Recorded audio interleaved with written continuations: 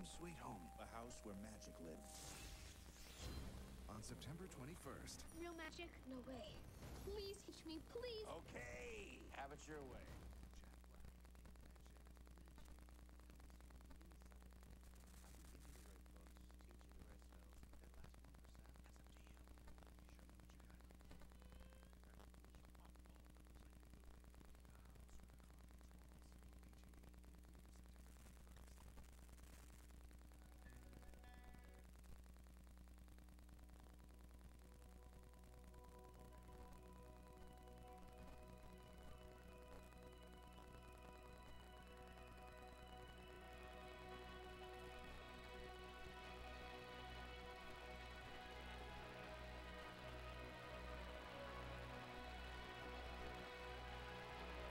Have you ever seen the wonder in the glimmer of first sight? As the eyes begin to open and the blindness meets the light. If you have soul, say, I see the world in light. I see the world in wonder. I see the world in light, bursting in living color. I see the world your way, and I'm walking in the light. Have you ever seen the wonder in your second life? Have you come out of the water?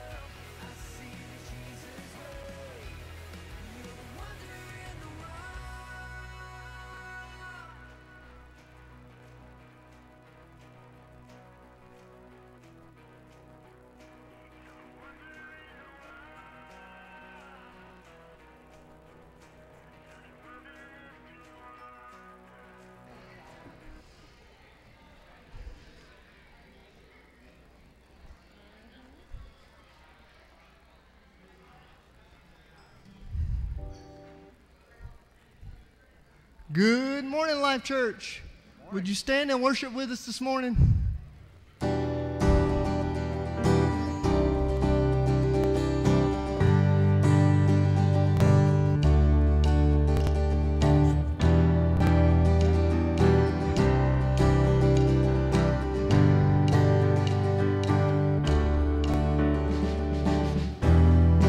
Nothing can separate. Even if I ran away, your love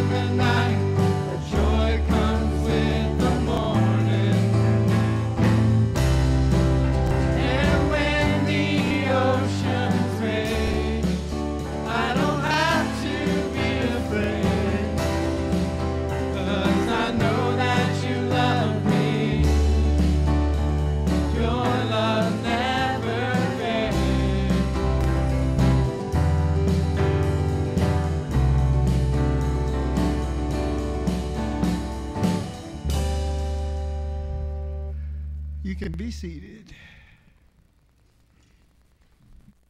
Good morning. Hope everybody's doing all right. My name is JP, and I'm on staff here at Life Church. If you are new with us, if you look in the front of your pew, there is a green card. We would love for you to take that. Just fill out a little information. Give us a way to connect with you this morning. Drop it in the offering plate as it comes around. Also, if you are not a guest, there's a place on the back for prayer requests. Feel welcome to fill that out and throw it in there too. Here at Life Church, we do life together. And so I'm going to ask for everybody to stand, shake somebody's hand you know, hug somebody you don't. You're welcome to do it the other way around, but it may be awkward. So, go ahead.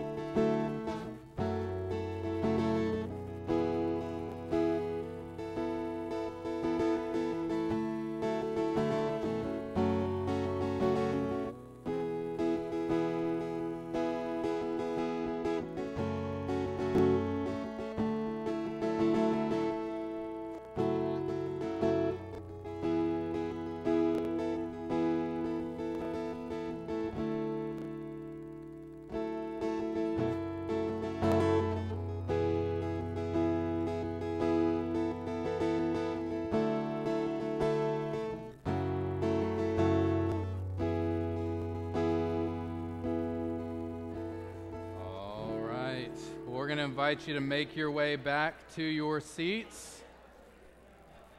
I'm going to invite you to make your way back to your seats. We want to draw your attention to just a couple of announcements as we're getting started. All righty. So one thing we do want to tell you about, and hopefully you hear this, every Wednesday night, we have something called Midweek. You can make your way back to your seat, grab a seat for a second.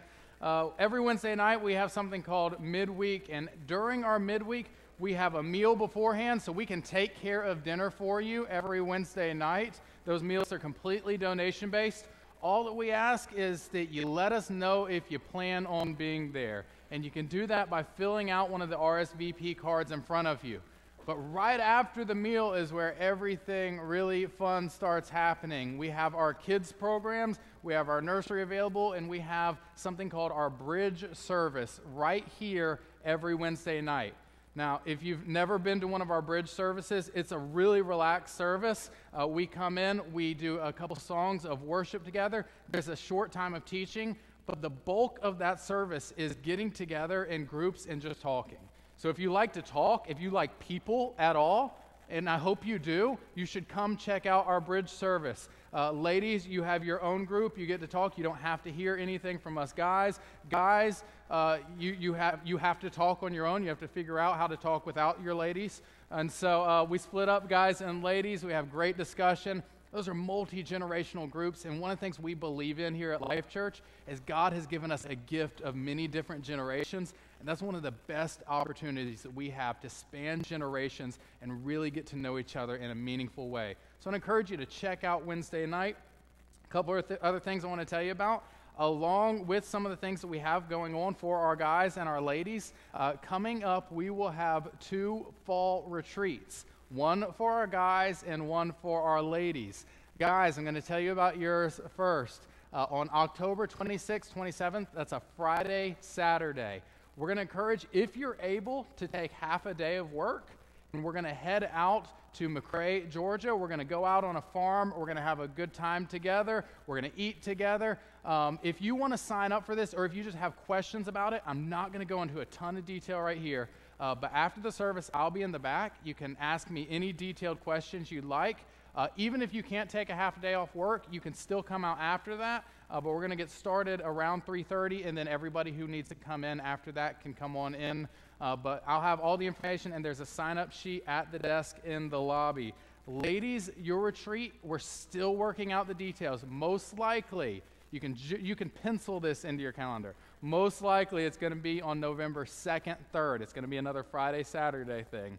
But we're still working out the detail of where that's going to be. We think we have it nailed down, but we don't want to tell you to go to the wrong place yet. So, ladies, your fall retreat should be announced by next week. Last thing I want to draw your attention to, make sure you did pick up one of these connection guides. There's some things that I'm not going to have time to go over this morning, but inside that connection guide, you saw an insert that looked like this. And what this is our local BCM over at the Armstrong campus of Georgia Southern. That's hard to get used to saying.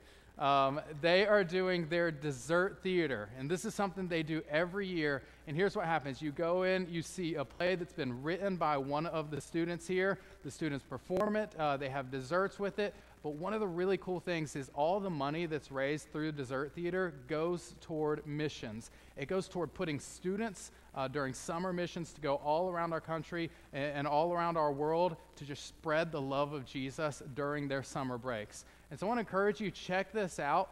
If you have questions, we have a group of BCM, raise your hand there. All right, group of BCM students over here. They can tell you more about BCM dessert theater, so they would love it if you'd have questions about it.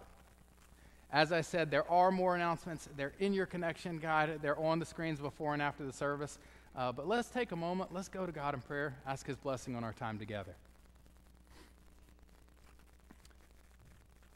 God, we are so excited to be able to come together right now to proclaim the truth of your name. God, that you are a great God, that your kingdom endures. And God, you have invited us to be a part of your work here on this earth. So God, not only are we thankful for that invitation, but we ask that you would help us to accept that invitation. As we gather together, some of us who have known each other for many years and some of us who are just meeting for the first time, God, we believe and trust you've brought us here for a purpose together. So God, would you help us just to break down the walls, the barriers that might stand between us and hearing from you? You would draw our minds and our hearts to you. God, that as we sing, these wouldn't simply be songs. They would be an opportunity to know you more. God, we trust you with this time. We ask you to move and work. May your Spirit move amongst us right now. It's in the name of Jesus we make this request. Amen. Please continue to stand and continue to worship with us.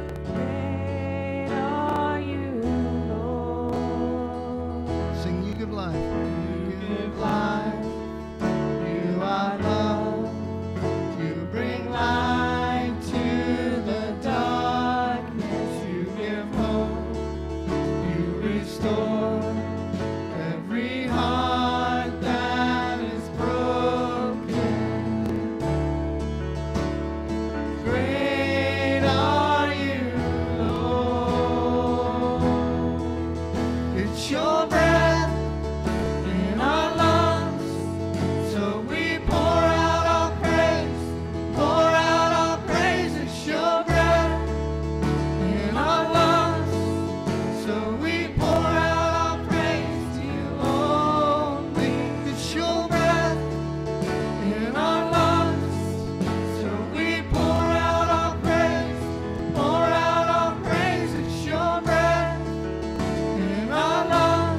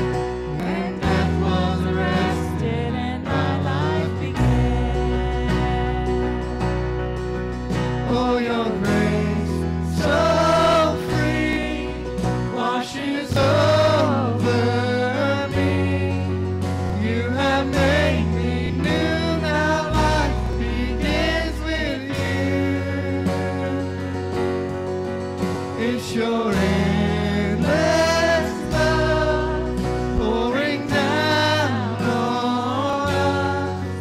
You have made us new. Now life begins with you. Our Savior displayed on a criminal's cross. Darkness rejoiced as though heaven had lost. Then Jesus arose with our freedom in hand. That's when death was arrested and my life began. That's when death was arrested and my life began. Oh, your grace, so free, washes over me. You have made me new. Now life begins with you. It's your endless love pouring down on us. You have made us new. Now life begins with you. We're free, free, forever we're free. Come join the song of all the redeemed. Yes, we're free, free, forever, amen. When death was arrested and my life began. We're free, free, forever we're free. Come join the song of all the redeemed. Yes, we're free, free, forever, amen. When death was arrested and my life began.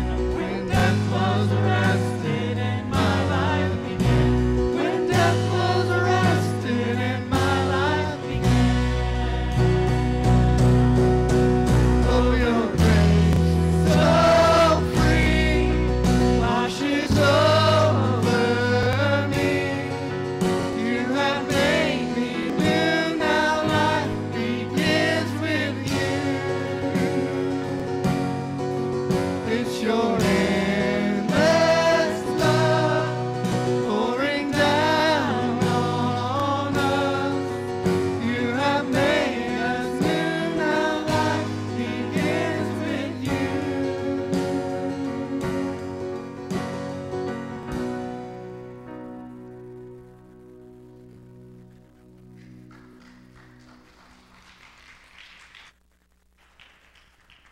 And you can be seated for just a moment.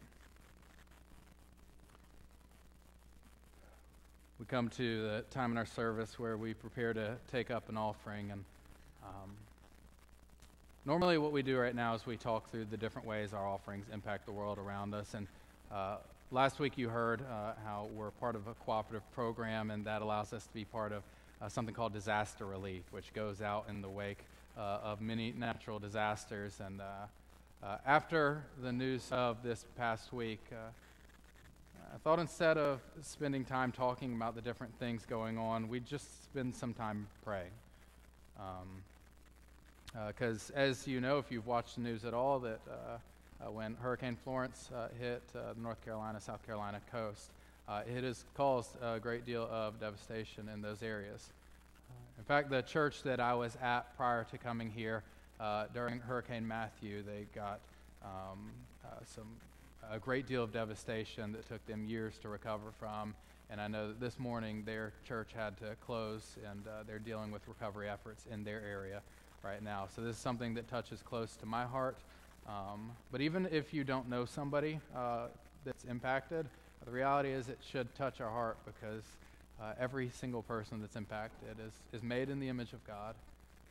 And it is our desire and our calling to spread the love of Jesus with people who are hurting. And so right now we're going to take just a minute to pray for the people affected. But I do want to give you a reminder, if you're interested in knowing how to get plugged into disaster relief, I know we at least have some people in this room who have gone through the training and know how to get plugged into disaster relief. I'd love for you to connect with them. Maybe you think, like, I don't know how much time, I don't know how I could get involved, but I'd like to figure out how. Come talk to me after the service. I'd love to tell you about how you could be a part, whether it's going and providing meals or mudding out houses. There's so many different ways that we can get involved in helping to spread the love of Jesus in places that are hurting. Would you pray with me?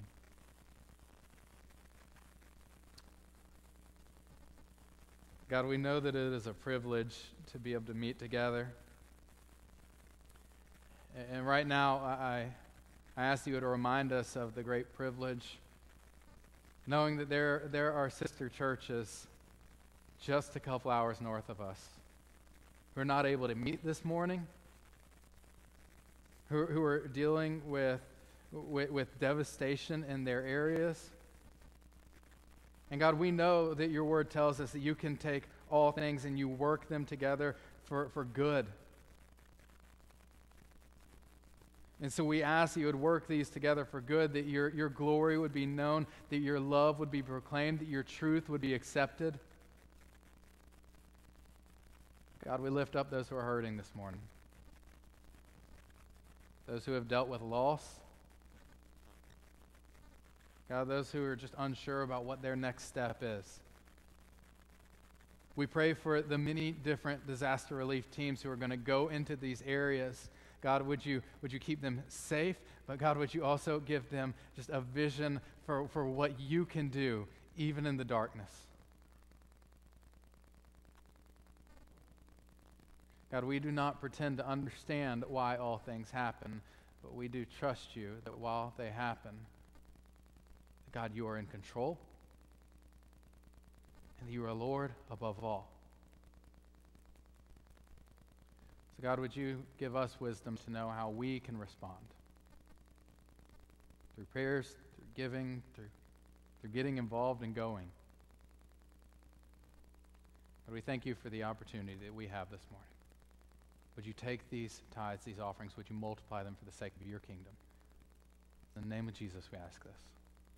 Amen.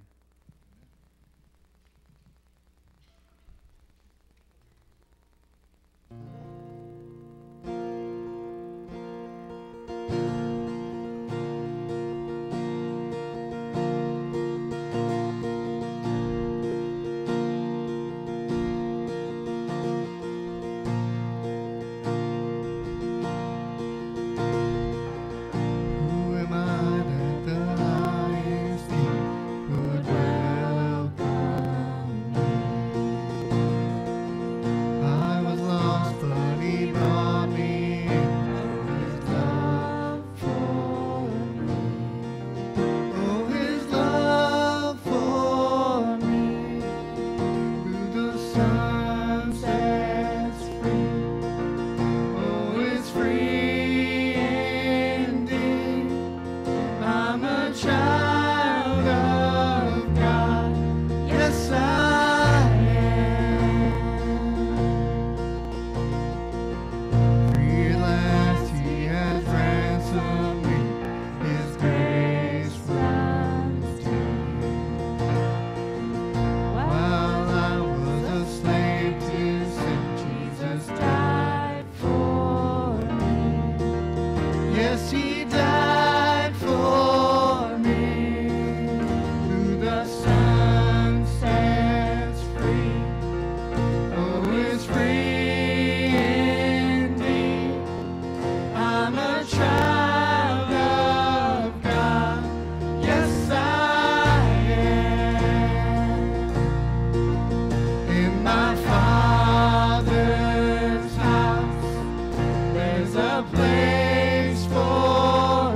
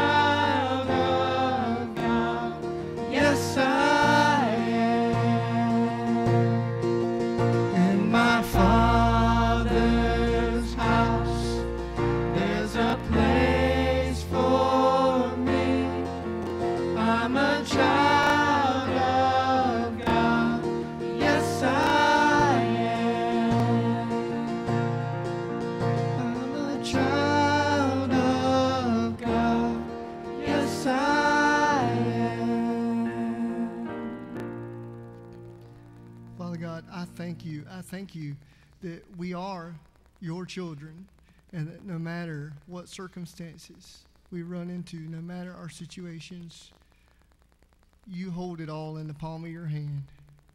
And as much as we try, you have it all for us, and you do the better job. It's in your holy and precious name we ask.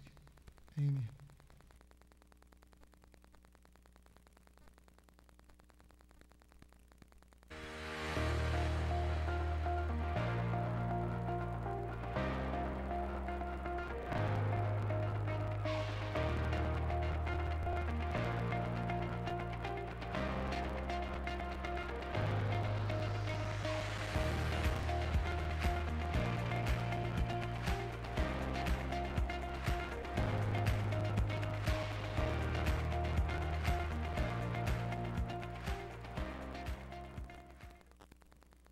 Kids, if you have not made your way to the back and you're participating in Kids Link, your leaders are in the back, and y'all can head out that way. Y'all have a great time. And for everyone else, this is as good as it gets. It's just me. We're hanging out together. Have you ever heard the expression, it's like riding a bike? Have you ever heard that expression? Hopefully you know what it means. It means that if you learned something before, when you try to do it again, you just kind of hop back on and you get ready and you just go and you do it. It's like riding a bike. You just jump back on. It's an interesting expression because I don't think it's right. Have you ever thought about this? Whoever wrote this expression didn't ride a bike a lot. I'm convinced. How many of you have ever learned to ride a bike at some point in your life? Let's see. Let's find out. All right. Most of us have learned to ride a bike at some point in our life. That was an awkward experience, right?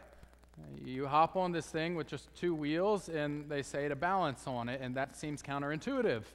And so what do? They say to balance on this thing, the best thing is to just kind of go for it, just move forward. And so you do, but your natural tension, your natural desire is, I'll hold back a little bit. And when you hold back, what happens? You wobble and fall over, all right? And so that's the process of learning to ride a bike. So at some point, you kind of overcome your fear, and you push forward, and you go forward, and you figure out how to balance this thing. And you get off riding, and as a kid, if you learn to ride a bike as a kid, you go all around your neighborhood, you have a great time. And then, here's what I did. I rode my bike as a kid, and then I went years without riding one again. And I had heard this expression. I went probably 10 years without riding a bike, and I heard this expression, it's like riding a bike. And so I thought, okay, well, I just hop back on, and this will be complete, it's all going to be right there. Has anybody ever done that? It wasn't like riding a bike, was it? It was like a baby giraffe being born again. Yeah.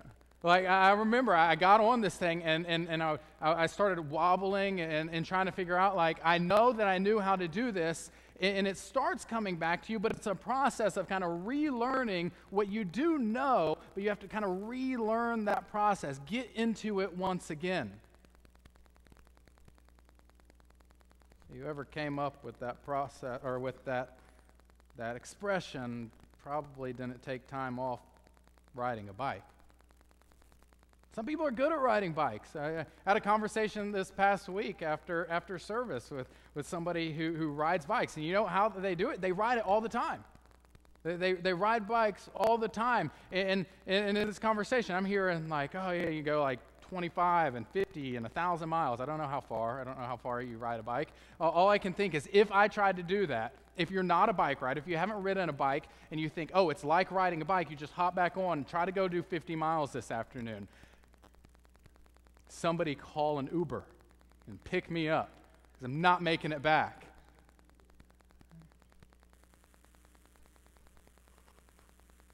Like riding a bike.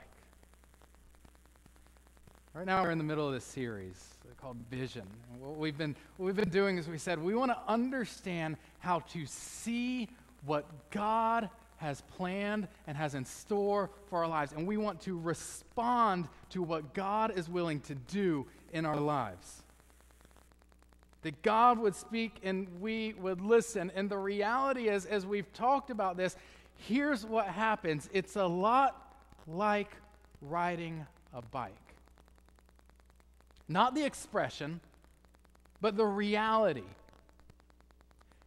That as we gather together, as we talk about how to listen to God, how to respond to God, if it's something you've never done before, it can feel a little bit awkward at the beginning.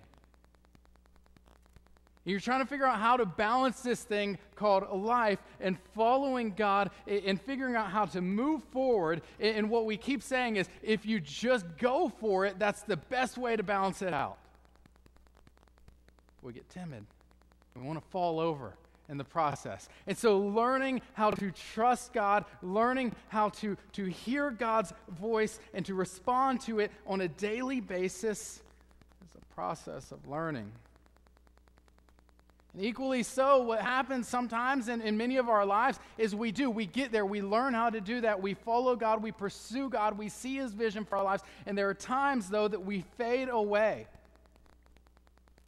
And so we come back to it in a time like this. We come back to it and we say, okay, this is going to be like riding a bike. I'm just going to jump on and it'll be easy to follow God again. And what happens is we figure out we have to kind of relearn the rhythm of following God and listening to God and diving into what He is willing to do in our lives.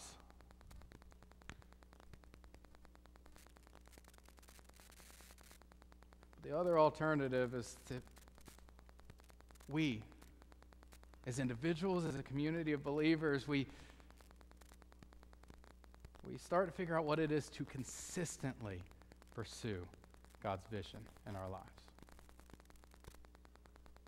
And what happens as we consistently pursue God's vision in our lives is we start riding further and longer. What we're going to do today is we're going to look at the story of this guy named Daniel. A guy who pursued God's vision for his life. And at the point that we pick up in our story, Daniel's about 80 years old. And faithfully throughout his life, he has pursued God. And we're going to see what is the result of faithfully pursuing God's vision. If you have a Bible, I'm going to invite you to open up to Daniel chapter 6.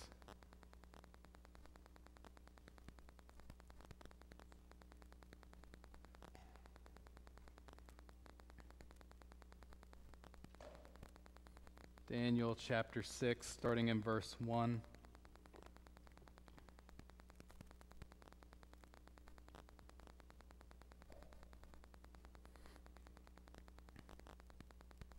Darius decided to appoint 120 satraps over the kingdom, stationed throughout the realm, and over them 3 administrators, including Daniel.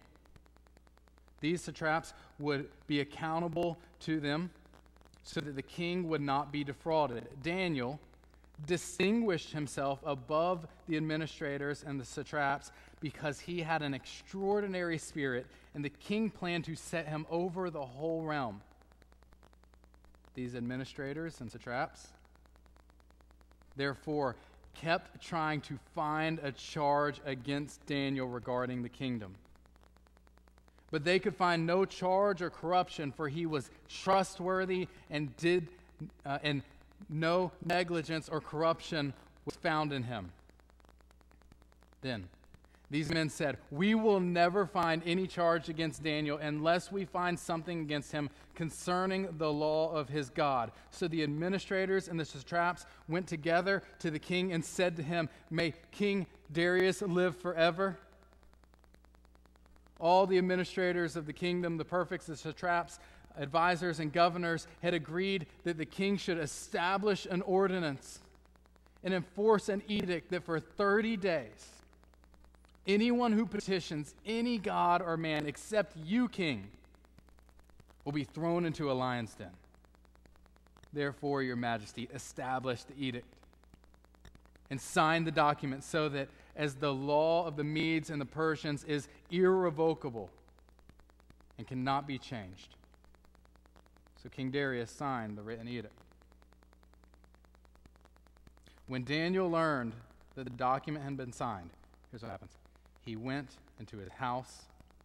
The windows in its upstairs room were open toward Jerusalem, and 3 times he got down on his knees, prayed, and gave thanks to his God, just as he had done before. Then these men as a group went and found Daniel petitioning, imploring his God. So they approached the king and asked him about his edict. Didn't you sign an edict that for 30 days any person who petitions any god or man except you, the king, will be thrown into the lion's den? The king answered, as the law of the Medes and the Persians and the order stands, it is irrevocable. Then they replied to the king, Daniel, one of the Judean exiles, has ignored you, the king, and the edict you have signed, for he prays 3 times a day. As soon as the king heard this, he was very displeased. He set in his mind on rescuing Daniel and made every effort until sundown to deliver him. Then these men went together to the king and said to him, You know, your majesty, that it is a law of the Medes and Persians that no edict or ordinance of the king can be changed. So the king gave the order, and they brought Daniel and threw him into the lion's den. Let's stop there. What is the result of living a life full of God's vision? This is a new kingdom. Daniel has now lived under the reign of 3 major kings. The Medo-Persian Empire has taken over, and as they took over, King Darius is put into his government, these satraps who are overseeing the people, and then he has administrators over them, one of which Daniel is. And Daniel has been elevated to a high esteemed position. Unfortunately, some people don't like him. Why do they not like Daniel? Well, they are simply jealous of Daniel. Daniel is a hard worker, and he is a dedicated follower of God. That's it. They actually say, we can't find anything wrong with this guy, and that's very frustrating to us. The only thing that we can find is he is completely and always dedicated to his God. So if we're going to get him in trouble, it has to be with something regarding his God. So they come up with this plan. And their plan is to get Daniel killed. It is this: they will make it illegal to pray for 30 days. And anybody who prays during those 30 days will be thrown into a lion's den. Now, why this plan? Why did they pick this plan? Here's why. Because they knew Daniel prayed. So this is a story I've known since I was a kid, Daniel and the lion's den. But what's fascinating when we really think about it is they knew that this was the way to get him. They knew he prayed. They knew he was a man of God. They knew he was dedicated to God. You know what that tells us about Daniel? Daniel never hid his faith. Other people knew what to expect from Daniel, that he would be a man who would follow God above all cost. They get this plan together. Whoever prays for the next 30 days, they're going to be thrown into a lion's den. And the text tells us that then Daniel finds out. Daniel finds out about this law. He knows what the consequence will be. And it says he goes upstairs and he does what? He does exactly what he has always done. He turns toward Jerusalem, he kneels, and he prays 3 times a day, with his windows open so anybody can still see it. Why? Why? Because God was the absolute priority of his life. After 80 years of faithfully following God, of pursuing God's vision, we see this is the result. He has made God the priority of his life above all else.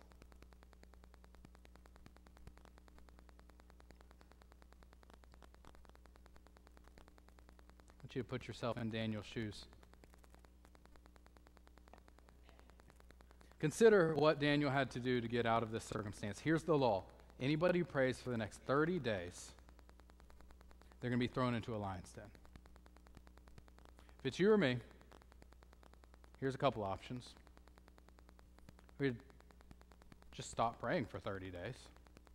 Or we could do it like where it's, you know the open eye prayer when you're like sitting at a restaurant and you're not sure if people are like going to be weird if you're not sure if the other person sitting with you is okay with you praying, so you just kind of like pray in your head. Like, oh, okay, like this makes it less awkward. Okay, he could do just the casual prayer. I'm not going to really let people know I'm praying, but I'm going to pray kind of behind the scenes, and God will know what I'm saying, but I don't have to show other people that I'm praying.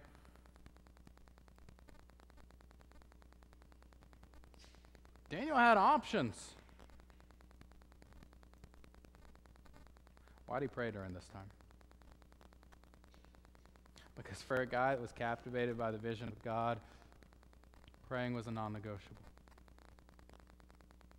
God is the love of his life, the dedication of his life, and he was absolutely and always unashamed of who knew it, no matter the cost. When I consider the priority of Daniel's dedication to God, it makes me ask a question of myself. What are the things that keep me from praying? What are the things that keep me from spending time reading my Bible? What are the things that will keep me from church? Because here's the list. I'm just pouring out my heart. I'm tired. I'm busy. There's something good on TV. Work was hard. You know what's never come up in my list of excuses? My life was threatened. I was going to be murdered if I did these things. And yet, how often is my dedication challenged by things like TV or busyness or being tired? And I think Daniel had every excuse in the world to put God's prayers on the back burner for 1 month. He wanted to do it. Oh, that my heart would be a little bit more like Daniel's. That when I go to God, that it wouldn't be something that I'm doing this and saying, God, aren't you proud of me? I prayed today. God, aren't you proud of me? I read my Bible today. God, aren't you proud of me? I went to church today. But that would be more like Daniel to say, God, thank you that you allow me to ever pray to you. You don't have to do that, but you do.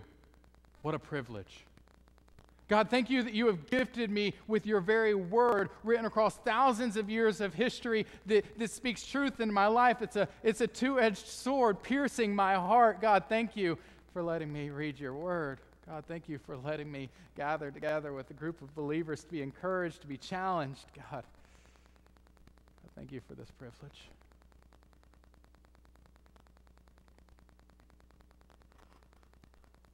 Easy to look at Daniel and be challenged by Daniel. Daniel's a good guy.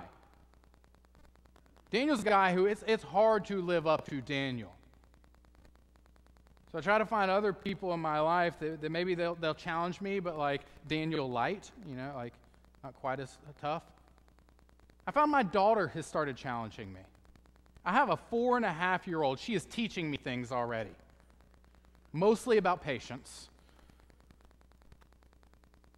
But here's what my 4.5-year-old will do. When she's getting ready to go to bed, and if you've ever gone through this stage, bedtime is terrible. It's the worst time of the day when you have a kid that age. And sometimes it's just like, okay, I just want to get you in bed and go to sleep, and please just do anything but get out of your bed now. And there are times when she's getting ready to go to bed, and she'll say this, hey, Daddy, when we go to bed, we can pray, right? I want to make sure we pray. In my heart, before that, my heart is just thinking, just go to sleep. And then she's like, but Daddy, we need to pray. I'm being taught a lesson by a 4.5-year-old. What's my priority in this moment? I will tell you this. Almost every time we leave my house, my daughter will say this: Daddy, can we go to church? Most of the time I have to, sweetie, there's nobody there right now. She'll be like, I want to go to church. Can we please go to church?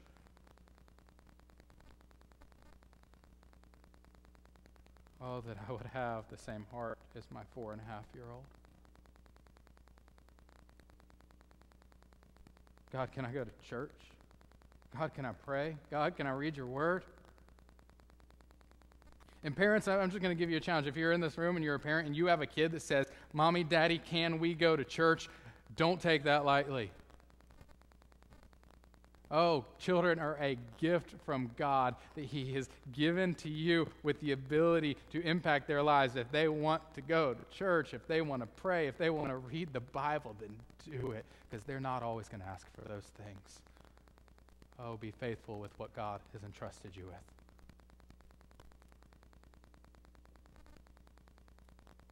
Oh, that God would be the priority of my life.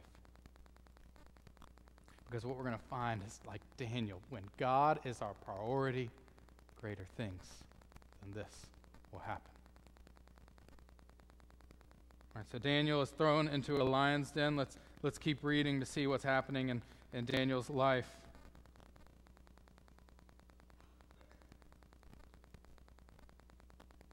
King Darius was not able to reverse his edict. He has thrown Daniel into the lion's den, and we're picking up the second half of verse 16. Then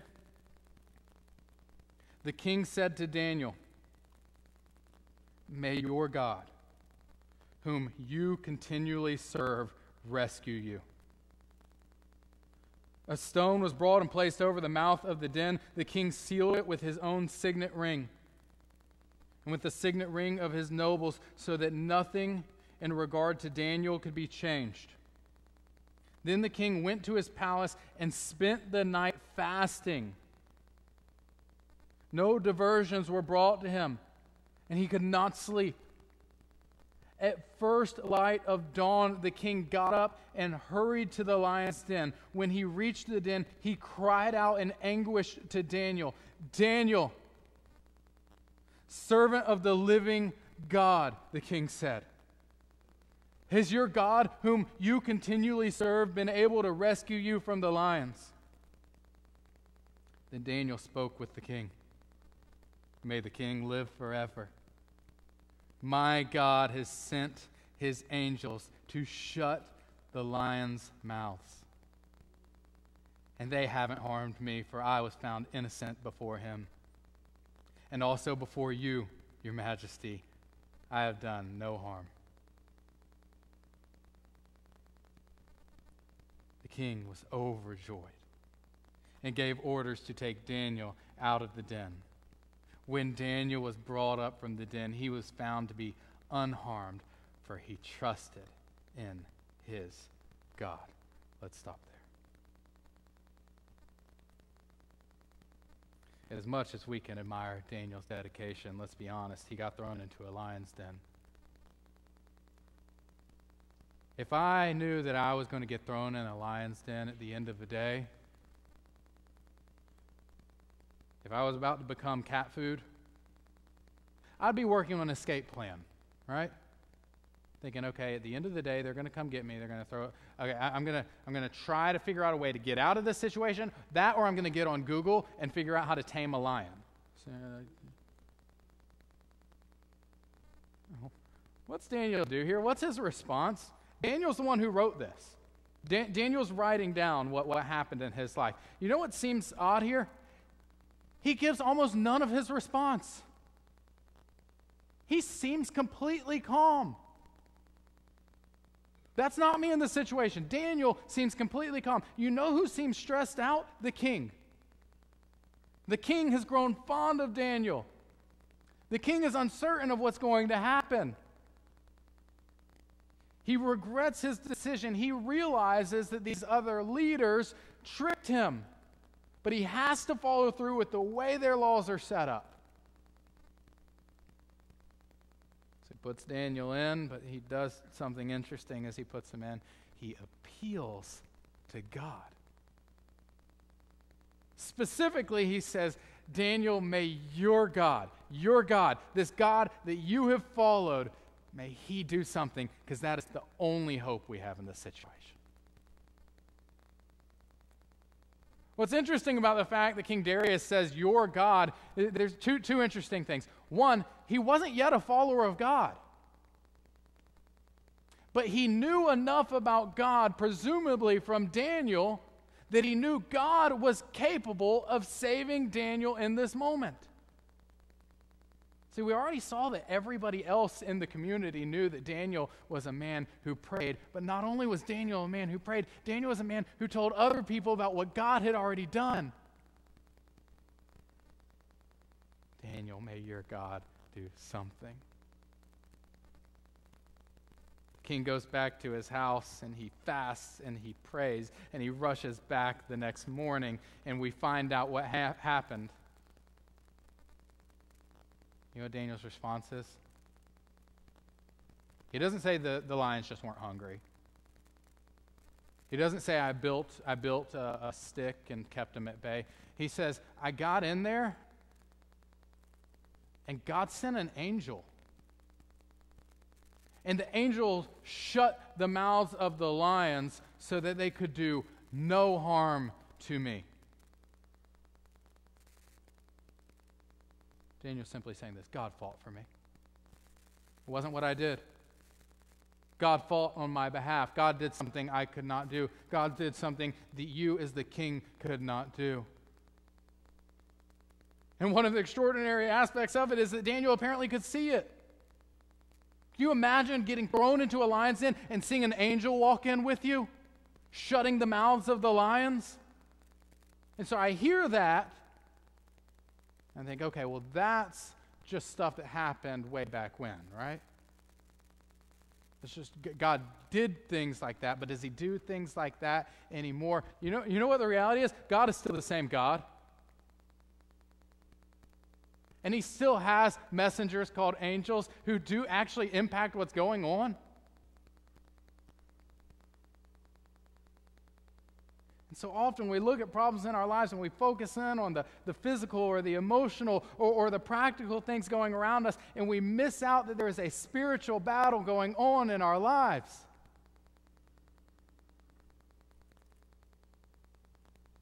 I recently heard a song on the radio that's gotten stuck in my head a little bit. You ever have that happen? You hear a song that's just stuck in your head? This song is stuck in my head mostly because it has two lines. It just repeats two lines over and over. It's Michael W. Smith, if you're familiar with him. The song is called Surrounded.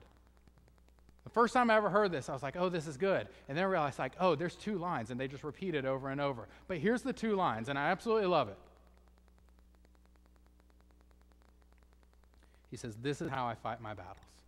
He just keeps repeating, this is how I fight my battles. This is how I fight my battles. This is how I fight my battles. And then his response to it is this: it may look like I'm surrounded, but I'm surrounded by you.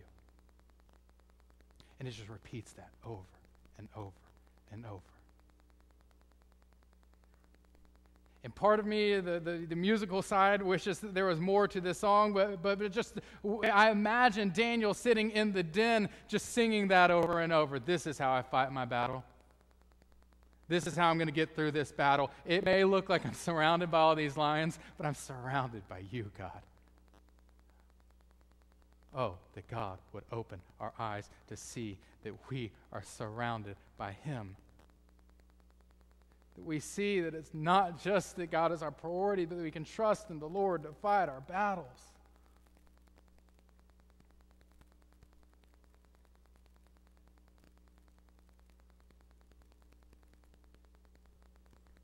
God has never opened my eyes in such a way that I've been able to see angels or anything like that.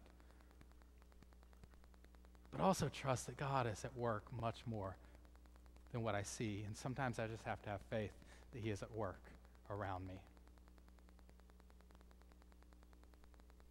To trust that God is fighting my battles.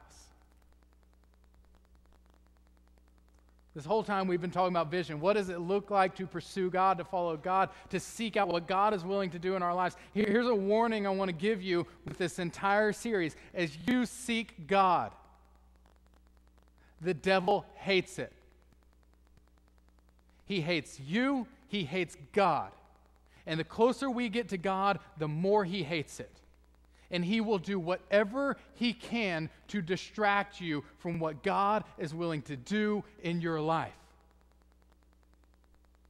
I cannot tell you how many times I've had the same conversation with people over and over when God is doing an incredible work in their life, and I just say, put your guard up, be ready, depend on him, depend on him, depend on him, because the devil's going to attack.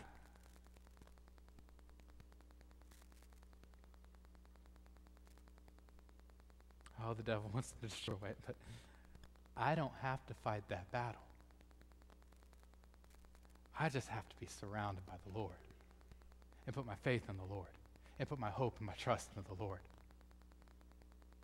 I don't know what battle you might be facing this morning. I don't know if you have no battle going on, but if you have nothing going on, just be ready. Ephesians 6:12 says that our struggle is not against flesh and blood, but against the rulers, against the authorities, against the cosmic powers of this darkness, against evil spiritual forces in the heavens. And here's how we fight that battle. We depend on the Lord.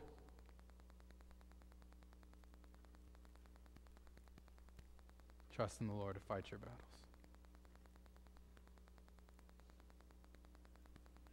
See how this story continues.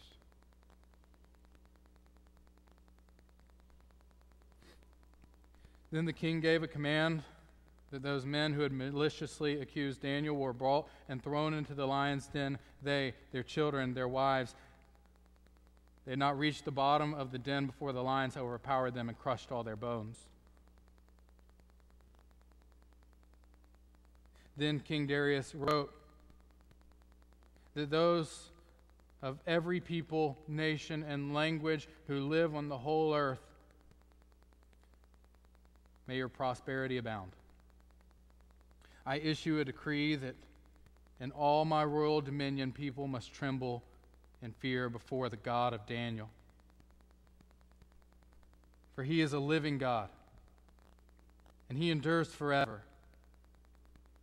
His kingdom will never be destroyed, and his dominion has no end. He rescues and delivers. He performs signs and wonders in the heavens and on the earth.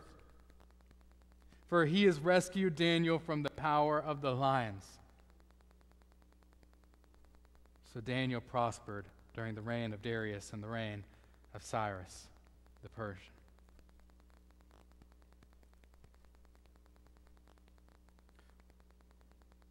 One of the interesting things about this story is not so much the journey of Daniel, but the journey of this king. We don't know a lot about him, but his response regarding God is interesting. He always refers to God as Daniel's God. We don't know if in this story he becomes a follower of God, but he's certainly very familiar with God, and he's interested, and he's starting to trust God, and he's starting to learn new things about God.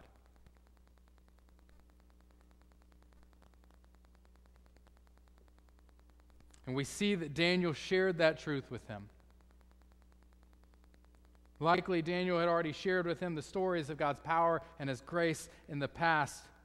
We see that in this story, Daniel shares his dedication to prayer. You know what's interesting? What gets Daniel thrown in prison? He's praying. What does King Darius do while Daniel's in the lion's den? He prays. By Daniel's obedience to God, somebody else figured out that prayer needs to be a priority in my life too.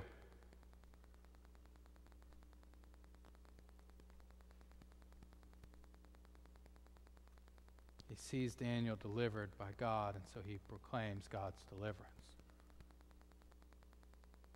And yes, there's this difficult part in there where there's this execution of the people who went against Daniel. And We aren't told that God commanded this or anything, and we don't exactly know always how to respond to that. But we do know this: nothing will stand in the way of God. Nothing.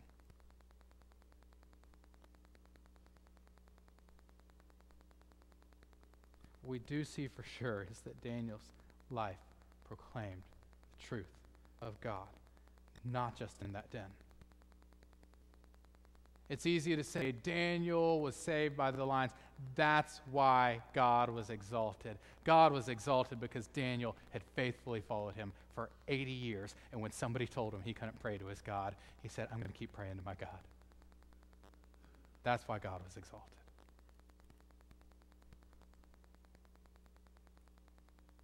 What happens when we are faithful?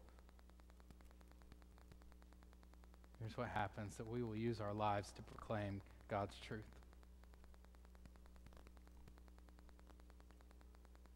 The king hears the truth. It changes him. The entire nation hears the truth of God.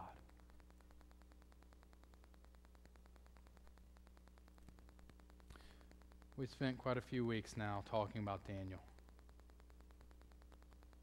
If you were to go out of here and try to describe who Daniel is, here's one thing I bet you can't do. I don't think you could explain who Daniel is without talking about God. I don't think you could do it. His life is so intertwined with his relationship with God that the two are inseparable.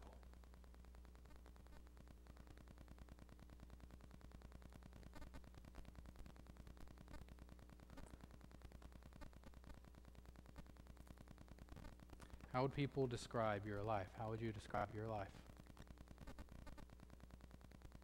Could you describe you with leaving God out? See, because we see the truth here, we see that God's kingdom endures. He is dominion. He is all-powerful. We see that not only did God rescue Daniel from the lion's den, but then he sent his own son to rescue us from our own sin. Does our life proclaim his truth? Not just in the lion's den.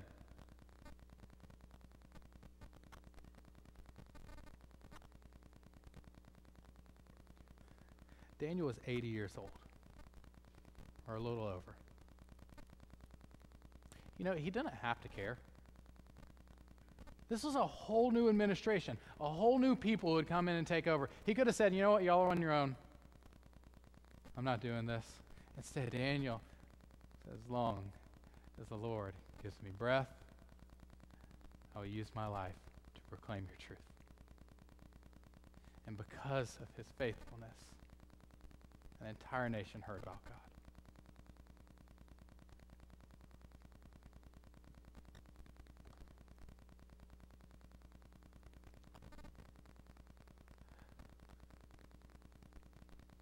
In my lifetime, I don't think I'm ever going to be important enough for an entire nation to hear about my life. But I do hope that at least the people I meet, that they'll see God in my life. And I hope that the people that you encounter on a daily basis, wherever you go to lunch this afternoon, where you work throughout the week, your children, your grandchildren, do they see God in your life? If you're in this room and you say, you know what, all of this is irrelevant for me because I'm not even a follower of God, I hope you be like Darius. Say, man, there's a lot of people around me who keep talking about what God has done in their life. Maybe he is the only hope. Let me try it out. Let me call out to him and see if he doesn't respond. Because according to his word, he says he will. He says, when we seek him, we will find him. When we knock, the door will be opened. we're about to sing one last song. It's a very familiar song to many of you. I want to ask, as we sing, whatever God's working on in your life, would you be obedient to him? Would you say, God, this is me. This is all of me. I lay myself at your altar. If you want to get together and pray with other people, you can come up here and be surrounded by others who will pray with you. You want to pray where you're at? If you need somebody to talk to, I'll be in the back after the service. I'll be here right now. JP is going to be hanging out up here during the song. If you need somebody to talk to, pull one of us aside. Oh, that God would be glorified. Not just in what we're doing here right now, but in every step of our lives. Would you stand together and worship with us?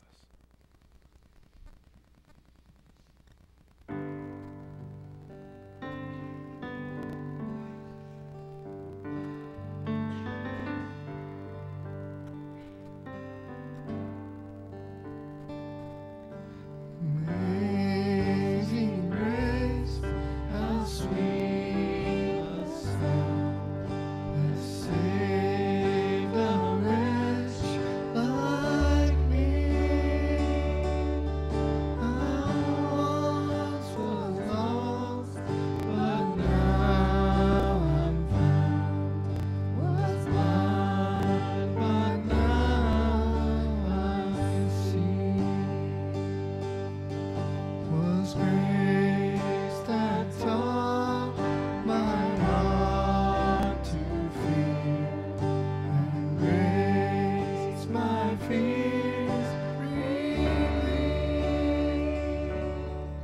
How precious did thy grace appear the hour I first believed. My chains are gone, I've been set free. My God, my Savior has ransomed me. And like a flood, His mercy raised a living love. Amazing grace.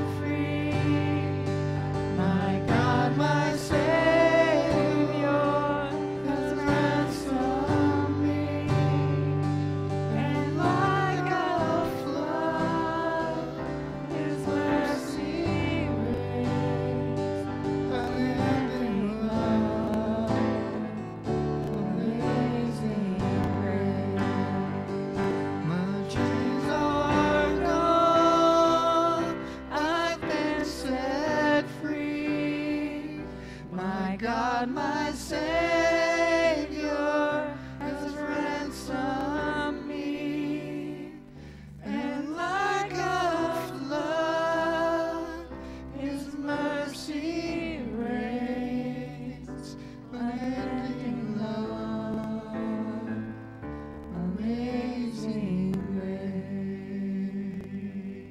grace. Father, thank you.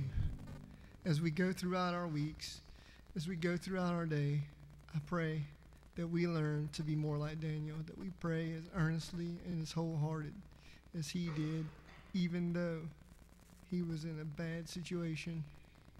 He knew you were his way out, and you fought his battles. It is in your holy and precious name we ask. Amen.